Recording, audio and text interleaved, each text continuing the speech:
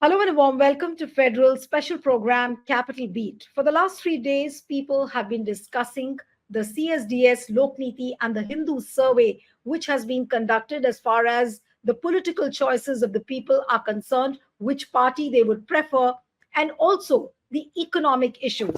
Now, on the economic front, of course, the scenario is distressing because 71% of the people feel worried because of the price rise. 57% of the people feel that if they have not got jobs, it's both center and the state governments who are responsible. 62% of the people are saying that getting jobs is very, very difficult. And Muslims, if you talk about 67% of the Muslims feel that getting the jobs is very, very difficult for them. So these are the economic parameters which the people have been talking about. Apart from this, people have said that almost 85 to 90% of India wants a secular India. And the Hindutva is not a very big issue. Just about 8% of the people talk about Hindutva, not more than that.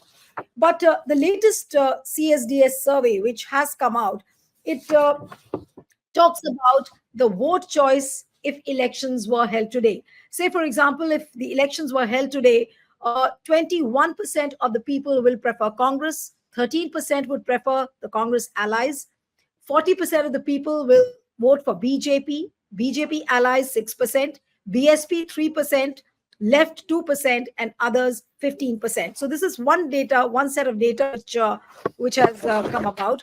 Then if you talk about the regional divide, this latest report also talks about the regional divide, which I'll just run through this data for you. In the north and the west, people prefer Congress. The percentage of the people who have a preference for Congress is 24%. In South, Congress has a preference rate of 23%. In East and Northeast, it's 14%.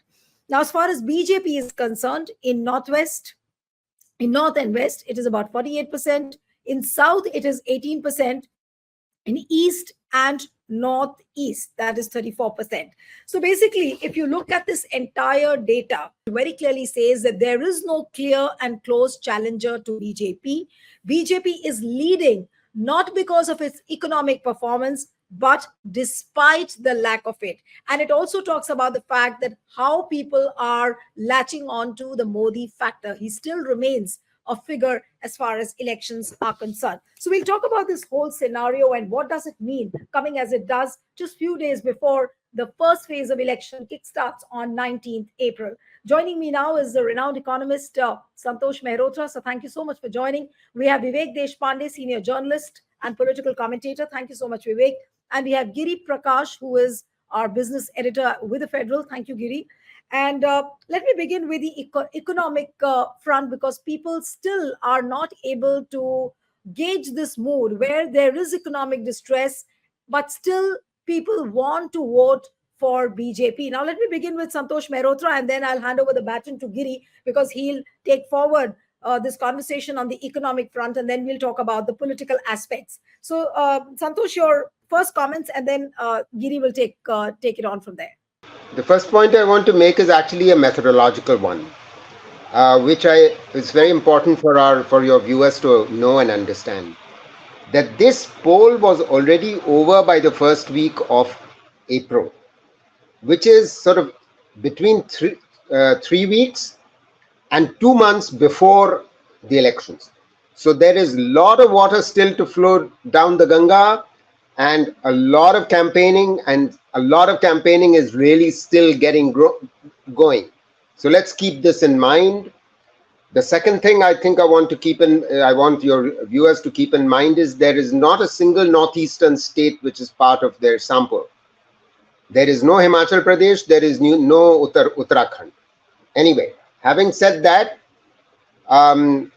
honestly, I do not believe that this sample is big enough for us to get a very solid answer to the questions, to the very sensitive questions that are being raised, because they polled only 100 constituencies. Please remember, we have 43 constituencies. Having said all this, the fact remains that many of the things that we believe are major issues for the ordinary people, which were much less the case, are the case now. And you rightly pointed your finger at the unemployment one and the price rise one. And I find it quite stunning, in fact, that 62% of those who were of the respondents said that it's more difficult now to find jobs, and in cities is actually 65%. And the numbers are roughly similar for price rise, meaning who are saying that prices are the same. And we have to read this along with the following number, which is that development has taken place only for the rich. 32%, one third of the respondents are saying it's only for the rich. Yes, 48% are saying it's for all people, but the fact of the matter is that 32% are saying this. And this is, I have to say this is before the electoral bonds issue has really gone to the public. And I'm sure the electoral bonds issue is beginning to sink in, but it's going to sink in even further. So when you combine the price rise and the unemployment situation on the one hand, and with the perception that, one third of the population and it thinks that the development has been only for the rich, and at the same time 55% feel corruption has increased, as compared to only 40% thinking corruption has increased in 2019. This is Lokniti's own survey. And it's also, and when you take this in also on board the fact that only 19% feel that the corruption has come down, when in 2019 37% had said corruption had come down. So in other words, those who feel corruption has gone up significantly is increased, those who feel corruption has come down significantly decreased. When you read all these facts together, then you get a real sense of people on the ground, and when you of what people are thinking on the ground. And when you combine that with today's survey, where they are saying in the South, BJP has a 25% vote share when Congress has 23%. Absurd. It's not logical. I mean, and they say that BJP's share is upped, has increased from 18% in 2019 in the South. I'm sorry, this is not making sense. I mean, who would say this? Because if anything, we all know that of the 30 or 35 seats that BJP has in the five southern states of India, they're going to lose seats. No question about it. And they'll lose massively, as they're likely to lose in Maharashtra, in Bengal, in Bihar, and some in UP. So given all these, yes, I take this survey more seriously than I take most other surveys, but be that as it may, I think we have to sort of look at all of this with a little bit of pinch of salt. Yes, back to you, Neelu. Okay, so you are saying that we'll have to take this bit with a pinch of salt, and of course, with 100 constituencies, of course, you cannot arrive at the exact picture. And now the campaign is just started. Exactly. Giri, to you now, as far as the economic issues which are pointed out, what according to you really is the main highlight of this survey, which you really found that people have come out with have come out with answers? Do you think that there's anything striking when you talk about the economic issues? Apart from the survey, and they do talk about issues regarding economic parameters, and I would like to highlight some of the economic parameters of the country. And if one looks at the first one, basically, while it's at the top of the mind of almost every Indian, it is about the unemployment rate. So if I compare, say, between 2008 and 2014, the unemployment rate was around 5.43%. That's an average of that. But between 2014 and 2023, it actually nearly doubled to around 9%, 9.2% as of November 2023. Now, let me take the other one, which is let me sort of deep dive a bit further. And according to the latest data from the independent think tank, the Center for Monitoring the Indian Economy, the unemployment among youth aged between 20 and 30 during the last, that is from October to December quarter of 2023, has actually increased to around 44.49%. All right, compared to 43.65% in July September quarter. And those aged between 25 and 29 increased to around 14.33% in the October December quarter, compared with 13.35%. And let me recall the former RBI Governor Raghuram Rajan's, in one of his interviews, he talked about how, and I think this is the one which really concerns the Indians today. The higher educated young people face higher rates of unemployment. So, it actually shifts a whole lot of things. If one assumes that you study well, score good marks, and finally are able to are and graduate from very good schools, it could be an IIM or an IIT. In spite of that, there is higher rate of unemployment, and I think that's a huge concern for Indian youth today. If you talk about the initial bit, of course, you mentioned that what worries oneself as far as the economy is concerned, but the bigger picture, the political picture, when you talk about Vivek, what you think is that, I mean, of course, it does look like that there is no clear and close challenger to BJP. Are there reasons for BJP to worry, even as the campaign builds up from now on? Because many people say that BJP is looking clueless. Parkala Prabhakar last week had given us an interview and he very clearly said the BJP appears clueless. They don't have anything new to tell the people. But to look at this particular survey, it does seem that there is no formidable challenger to BJP as of now. Yeah, Nilu, in the first place, I would like to point out some apparent fallacy in this survey, and that fallacy is, I mean, I don't blame the surveyors for that. If they have found out something to that effect, then it's not their fault.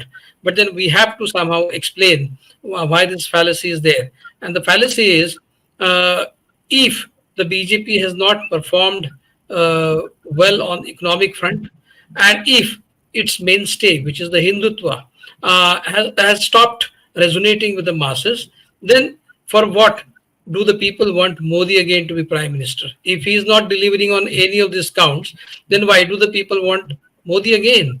Just for his swagger or for the dialogues that he puts out day in and day out?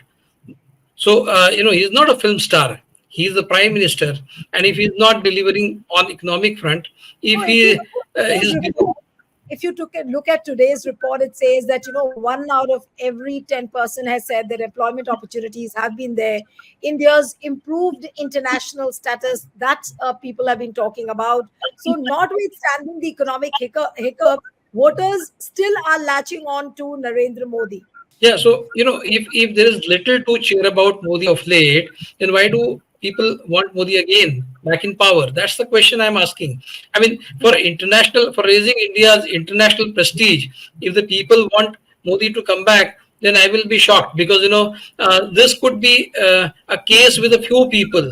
I mean, I don't think more than 10% of the people would be moved by this particular factor. If somebody is trying to tell me that 80% of Indians are moved by this factor, then I am not ready to believe, because at the end of the day, the people's concern are their own personal concerns more important than the other concerns. Now, if the personal individual concerns have stopped to be important and people are swayed by these kind of extraneous considerations, then we really need to do a lot of sociological study about why this is happening. But this is quite interesting. But the other point which I feel this survey is not trying to did not try to find out is, if you remember, 4 days back, Prime Minister Narendra Modi was in Vidarbha. He was addressing an election rally at a place called Kanhan for 3 different constituencies together, and he said something which he never said so emphatically earlier, and that point was that there is this campaign by the opposition against the BJP that if the BJP gets majority again, if the BJP comes back to power again, it will change the constitution or it will replace the constitution, whatever. I mean, that kind of campaign he said is going on from the opposition against the BJP. And he said the BJP has implemented the constitution in the best possible way, better than any other government in the past. So there is apparently unease in the BJP about this narrative, which is not really so much on the surface as it is at the subterranean level. It's certainly going on very strong within, particularly among the SCs, STs, and the Muslims. All three are concerned about these changes in constitution or the replacement of constitution with something like Manusmriti or something similar to that, which will usher in the Hindu Rashtra of RSS dreams. Now, if that concern is there, and if that is certainly resonating with the people of those classes, then that is worrying Modi all the more. And he said it yesterday also somewhere in the same connection. He said something similar. So that concern is really battering at the moment for the BJP. And if you combine these three sections of people, I think it comes to something like 40 to 50%. If you combine the population of SC, STs, and Muslims together, it's more than 40%. And if more than 40% of the population is getting affected by this narrative, then BJP certainly has a point to worry. Whether the surveys ask this question to the people, did they go in enough numbers to people from these sections of the society and ask them what is their biggest concern, they would have perhaps got this answer. But I don't know what was the general shape and form of this people who they have questioned, the Some profile of the people they have questioned. So that is a very interesting thing which is going on, which nobody is trying to find out about or gauge the extent of. So I believe within the so-called lower strata of the society, this concern about constitution is certainly resonating in a very big way, and that is concerning the BJP, about which the survey is silent. Fine, I mean, if unemployment and the other concern, that is what price rise. Now, if these are really mattering more than Ram Mandir, it is a very heartening news. And if still at the end of the day people still want Modi, then it is certainly not a good news. So it's a very paradoxical situation which is being brought out by this survey. I don't know whether that could be. I mean, we could connect the two at this moment. Maybe perhaps people still want Modi to get a third term and try his level best to correct the wrongs which have been committed in the past. Maybe they want to give Modi another chance. I don't know. I mean, but then I think the Modi factor has reached its fatigue level. If his popularity remains the same as it was in 2019, I will only be shocked, not even surprised, because there is a world of difference between 2019 and 2024. There's no Pulwama here. There was no opposition unity. The image of Rahul Gandhi and Congress has improved a lot. Then there is this corruption thing which is really making rounds. They did not seem to have asked this question about corruption. What do the people feel about BJP stand on corruption? It's hypocritical. I mean, every person, including those who are the BJP supporters, many of them are saying that this is hypocrisy. If you are taking in a lot of people from opposition with corrupt background and closing their cases as soon as they enter the BJP, then it doesn't cut much ice with people even from the BJP support base. So this question apparently has not been asked in specific terms to the people by the surveyors. So corruption issue, the BJP's double standard on corruption, and the issue concerning constitution and the changes in the constitution, these are two very important subjects which do not seem to have been touched by this survey, which I believe has to be carried out at some point of time before the polls get over, and then you get the correct picture. Nilu. Uh, Mr. Mehrotra, I'll come to you now. There are three sets of reports out of this particular survey. Two we've already in generally spoken about, and the one which has come out today is the one. Now, the first 2 days when the reports came out, there was a feeling that the ground is slipping beneath the BJP's feet. It almost seemed like that because price rise, unemployment, people were talking about those issues. Then also said that there is no resonance for Hindutva or the Ram Mandir.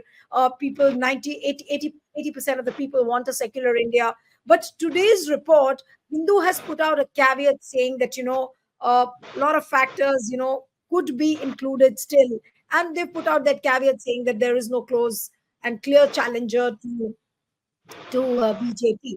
Now, to say that there was some pressure and they have come out, yes, I want to know, both of you want to make a point, but let me ask a quick question to Mehrotra, then I'll come to you. So, what is the third report? You think that the third report or the report which has been put out by Hindu today is a little diluted one as compared to the earlier two reports which were very, very clear? Yes, Mr. Mehrotra. Nilu, I fully endorse the dissonance that Vivek found between the first 2 days' reports and today's findings.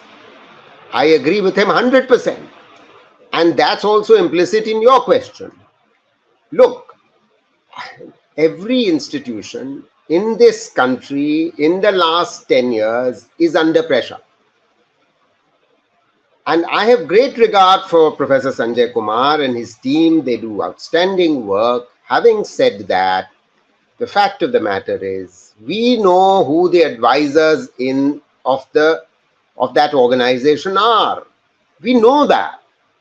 I don't want to talk about that. The more important point has already been made by Vivek, and so I'm reinforcing that there is a certain disjunction, a dissonance. Put it more simply, an inconsistency between what people are feeling and what the analysts, because it's the analyst's view that you get today, that there is no challenger. Really? There's no challenger. Well, in that case, please explain. I would like to put to the CSDS the following question. I've already put this question to you in my first intervention about the South, the vote share of Congress being barely 23% and BJP being 25%. That's silly to say the least. But it becomes worse than that. When it comes to the South, the BJP allies are likely to, they're saying 13%. They're getting 13% while the Congress allies are getting 5%. Are they completely out of their mind? DMK is going to sweep the elections. I mean, DMK is a Congress ally. And who are the BJP's allies in the South? There's just this JDS and the Naidu. What is their vote share? Give me a break. I mean, it just doesn't make any sense what conclusion that they are trying to arrive at today. Having said that, and I think I also endorse the point that Vivek was making about SCs, STs and Muslims, their representation in the sample. Because please try and understand the geography and of the population of this country. SCs, STs, Muslims are concentrated in the northern part of the country. Except in Kerala, where they are 20%, the Muslims are. The rest, SCs, STs, Muslims tend to be concentrated in the north, which are the poorer states of India. Now, unless you get a good enough sample, you can't ask this question and get a solid enough answer about it. So I go back to that methodological point. One other point, corruption. Actually, I said this in my initial, I think Vivek probably missed this. The question about corruption is actually fairly straightforward. The answer that's coming out is that 55% have answered that corruption has increased, compared to only 40% saying 5 years ago in 2019. Point one. I also said that only 19% in this poll have said corruption has come down, when in 5 years ago that share was 37%. It's halved, practically halved. So the narrative about the electoral bonds is sinking in generally among the people. even though the campaign has not really got going. And honestly, in the last analysis, even in the north, because the price rise and unemployment is biting, and my other colleague rightly, the business colleague rightly pointed out how high the unemployment rate. I mean, this is something I work on. And honestly, let's just remind ourselves that this unemployment rate matter had not come to a head in the run up to 2019. Let me explain what I'm trying to say. You see, when the 2017-18 government data, periodic labor force survey data came out, Business Standard had already reported, leaked the information that what in India's unemployment rate had reached a 45-year high in 17-18. But the government suppressed that data and released that data only in May 2019, after the election results were announced. It was early days yet. The young had not really begun to feel the hard knocks that life was bringing for them. Life had in store for them in terms of unemployment. Now 5 years have passed. 5 years have passed. And they have experienced it. If IIT walas are finding it difficult, I'm sure all of you have read the news reports that in two IITs, 1/3 of young people are not finding jobs. This is unheard of in the history of this country. All of this is not going to have any impact. And a party which has essentially been reduced to the northern part of the country and the western part of the country is going to sweep the polls. There is no alternative. I mean, come on. We've already pointed out that they had only 37% of the vote share. I also believe that their vote share is going to come down. The rest of the parties have come together. They were not together last time. There is no question that the vote share of the remainder is going to go up.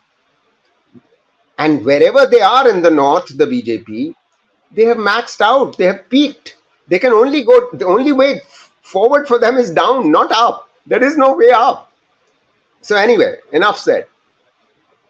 Right. But Giri, what I don't understand is that despite the economic distress which prevails, people are worried about the jobs, people are worried about inflation, price rise. But then also, is it because of the lack of political alternative? Do they not see any hope in the India opposition leaders that people are not ready to vote on the economic front? Because there used to be times when people said that the economy is not doing well, the governments used to be generally voted out of power. But that is not happening. I mean, since the time of Modi government, we've seen so many things. We've seen demonetization, then we've seen the lockdown, the economic distress which followed after that, all of that. But BJP is just not moving out anywhere. So, what is the reason, according to you? Neelu, you're right. It's a very puzzling phenomenon. If you There are two kinds you can do your survey. One survey is one question follows the other. If the first question says, has the unemployment rate increased?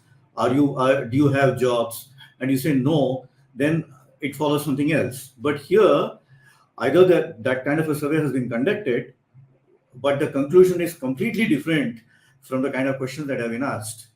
Look at the debt, look at the external debt, look at the internal debt, look at the GDP, look at the inflation, look at unemployment rate. In spite of that, if the BJP is going to win by that kind of a margin, obviously either right questions have not been asked, or in spite of having been asked all the right questions, everyone believes that there is absolutely no alternative, and it is better that we have somebody who's at least there is some kind of a steady kind of government, instead of having a coalition government where almost every 2 years there's a new government, or it doesn't really matter to the voters. For me, that's the most shocking part. This is actually there was a point in time when parties won and lost elections because of these parameters. If today it doesn't matter, there's something really shocking about the way people think about the nation. Absolutely. But what would you say to the regional divide? I want to come to that factor as well. And which regions do you think BJP would be doing well? Which regions really Congress and its allies have hope? Because if you look at the chart which is there, BJP is definitely not doing well. Only 18% of the people prefer BJP in the south. Then east and northeast, 34% people prefer BJP there. Then in the northwest, north and west, just about 48% of the people prefer for BJP. But if you talk about Congress preference share is in north and west, it's about 24%. In south, it is 23%, and east and northeast, it is 14%. So, what would you say to this regional divide story, which has really come out in today's report? Because that's also another telling story. And people who say that BJP will not do well, its numbers are going to come down. Does it look likely from this particular chart? No, I don't think these numbers really add up, Nilu. Apart from the factors that I have earlier enlisted, like there was no opposition unity in 2019. There's no Pulwama now. There is this washing machine ill reputation of the BJP, which is going very strong. There's this buzz about constitution being being replaced with a Manusmriti kind of document once the BJP gets elected in 2024. The Hindu Rashtra coming into a reality. So all these factors were not there in 2019. And apart from that, the other thing is how do the numbers add up? You just count from you begin with top. I begin from the topmost state and go down south. I mean, how do the numbers add up? That you have to explain. You cannot say, oh no, BJP is going to get 400 seats. But how? Where do the numbers add up from? So, you have to give the count of the numbers that the BJP is going to get from each of these states. And if you look at it state-wise, they simply do not add up. So where are they going to get it from? That is the question that needs to be answered. You can't simply say it in the air. नहीं BJP को तो 400 पार है. BJP को तो मिलने वाला है. BJP को, so that doesn't that. How? If you talk about today's report, it does talks about these general scenarios where BJP is making small gains, over its 2019 performance in terms of the vote share. Congress is also making marginal gains, but of course, there's no serious threat to the incumbent. Now, I find this a little dichotomous. I mean, from where do we really understand this? There is a slight dichotomy. Now, where is this dichotomy coming from? If you could really explain. No, it's quite possible that both of them might go up in terms of percentage of votes. It's quite possible. I mean, it's not necessary that for the Congress to gain something, the BJP has to go down. I mean, it can happen in terms of number of seats, but in percentage terms, both can go up. Number of seats can still be in inverse proportion. That is not the point. But then we have to, as I said, we have to explain.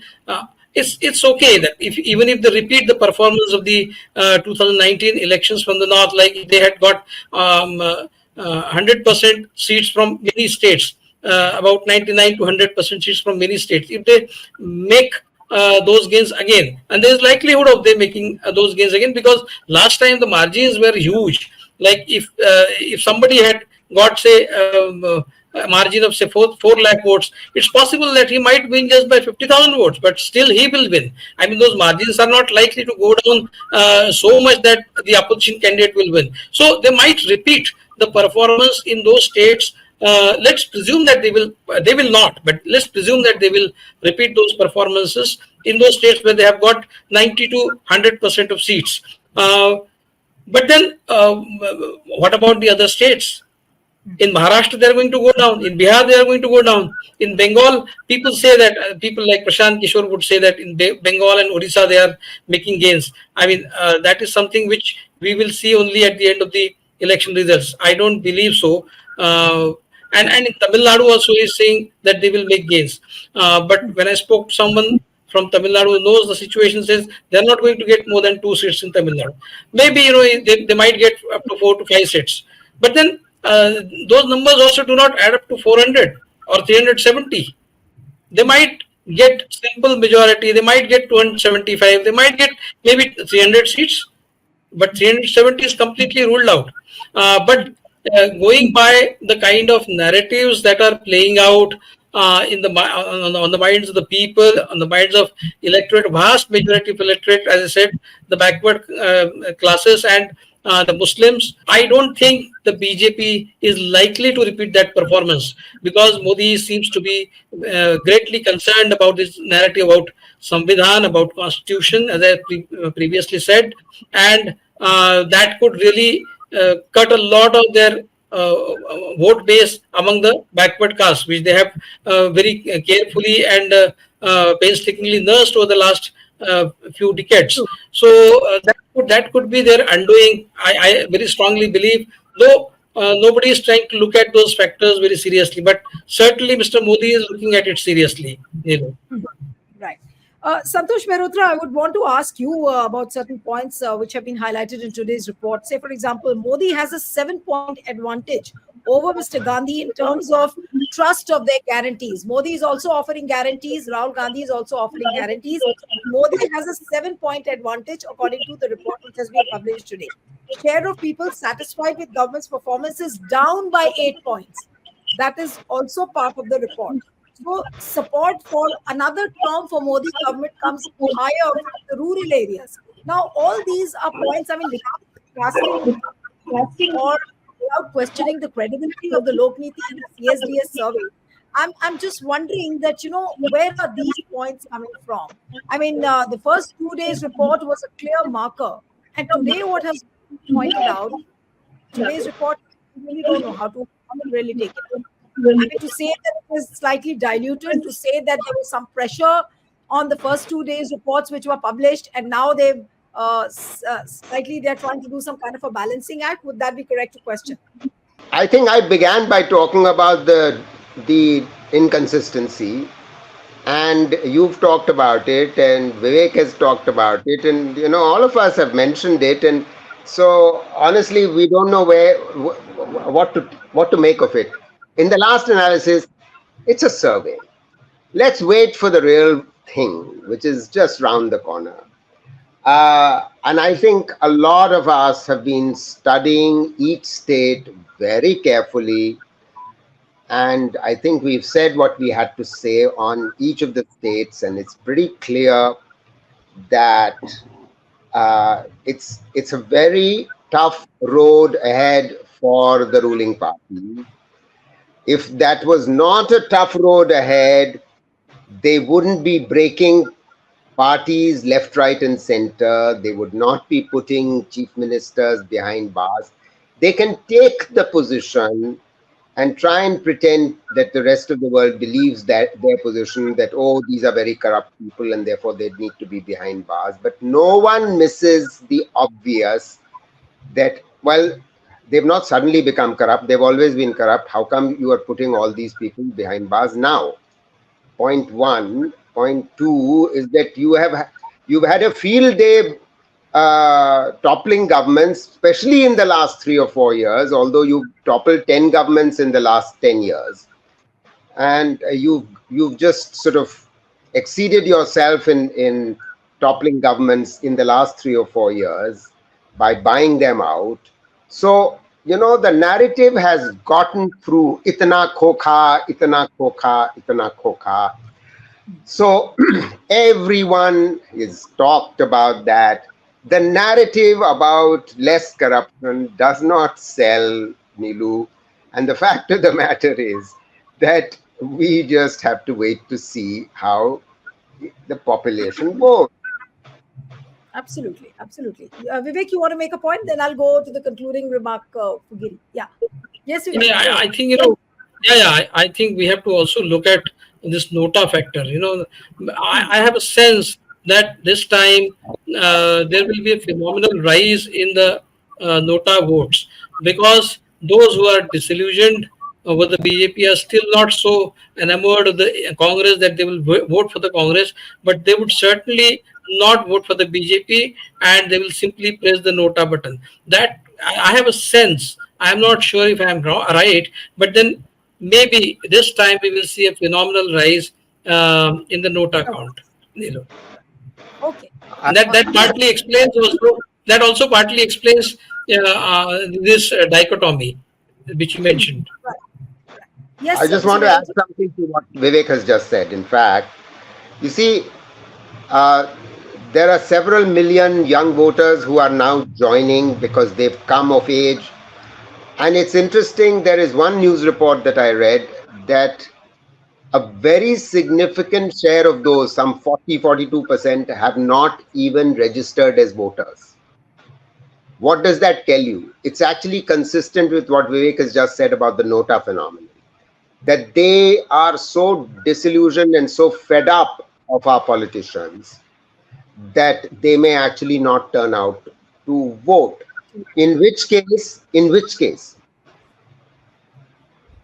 one party which has all the Panna Pramukhs in the country, or most of the Panna Pramukhs in the country, may well have an edge because they will bring along their voters.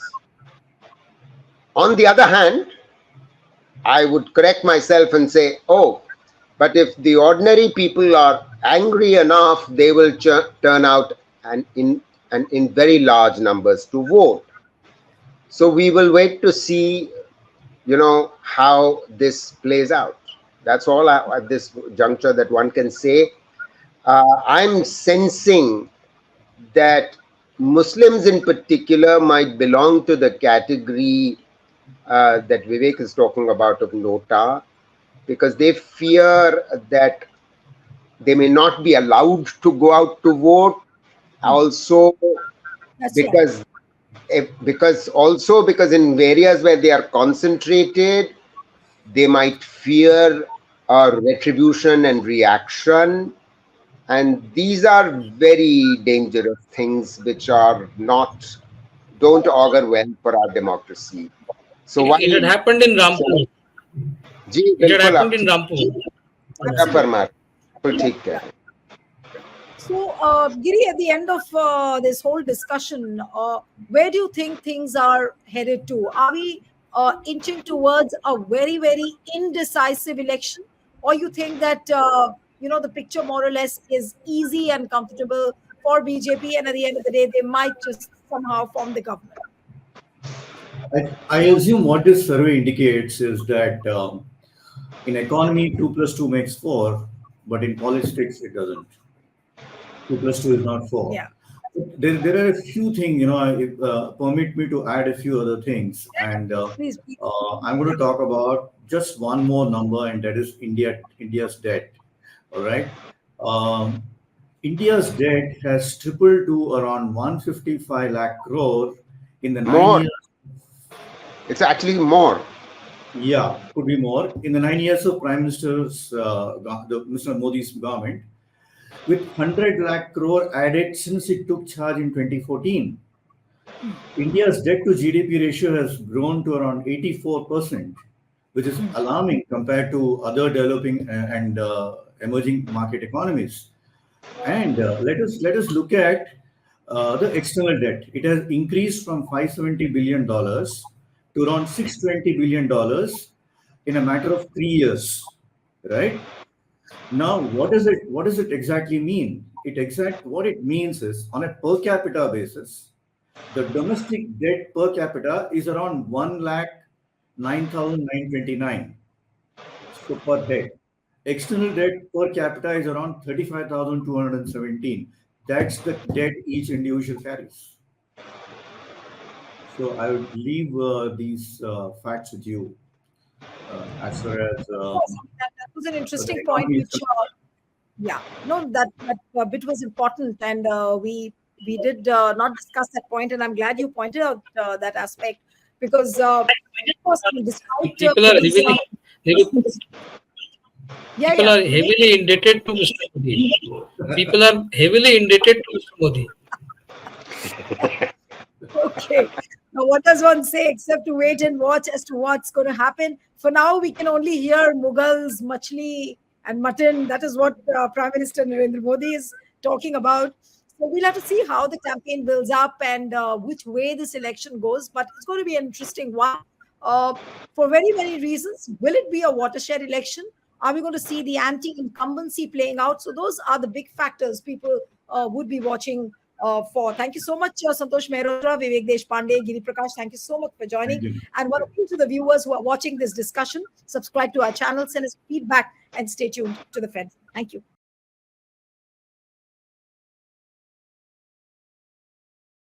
Subscribe to the Federal's YouTube page for more news and updates.